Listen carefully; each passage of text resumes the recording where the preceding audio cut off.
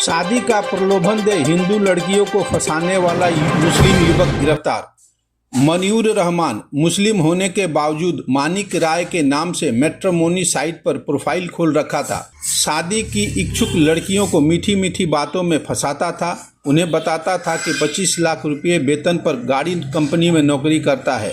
ऊंची वेतन और शान व शौकत की जाल में लड़कियां फंस जाती, फिर उनको कई बहाने से ठगता था। आरोप है कि पूर्व बर्दवान जिला के रसूलपुर निवासी एक युवती को फंसाकर उससे मोटी रकम एवं गहने हड़पा है। नेहाटी निवासी एक युवती को एक ही तरह से फंसाया था, किंतु युवती को उसकी चालाकी समझ में आ गई। छेका में सोने की चेन देने के बहाने उसे नेहाटी बुलाई। उससे पहले नेहाटी थाना में उसके खिलाफ प्राथमिकी दर्ज करा रखी थी। युवक के नेहाटी पहुंचने पर पुलिस उसे गिरफ्तार कर ली। वह कोलकाता के प्रिंसेस स्ट्रीट रोड बहु बाजार अंचल का निवासी है। पुलिस सूत्रों के अनुसार मनियूर रहमान उर्फ मानिक राय अब तक 15 लड़कियों को ठगा है। মেয়ে চাকরি করতো, প্রোফাইলটা আমি খুলেছিলাম।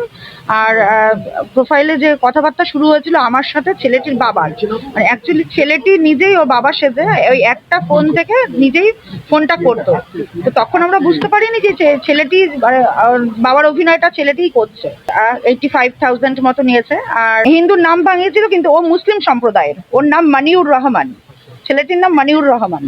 আমার জানা আমার মেয়ের সাথে সবাই মোটামুটি যোগাযোগ করেছে, 6-7 জন অবশ্যই থানাতেও যোগাযোগ করেছে। তারা 4,000 টাকা ক্যাশ, 75 না 85,000 টাকার কাছাকাছি ক্যাশ নিয়েছে।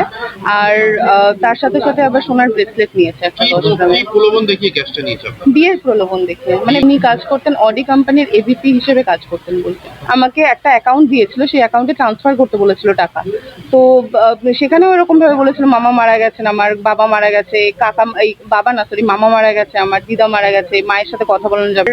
আশীর্বাদের কথা বলি যে এরকম আমার বাড়িতে আরেকজন সিনিয়র সিটিজেন আছেন, তিনি আশীর্বাদ করতে চান, তো তুমি আসো, তোমাকে সোনার চেন দিয়ে আশীর্বাদ করবেন।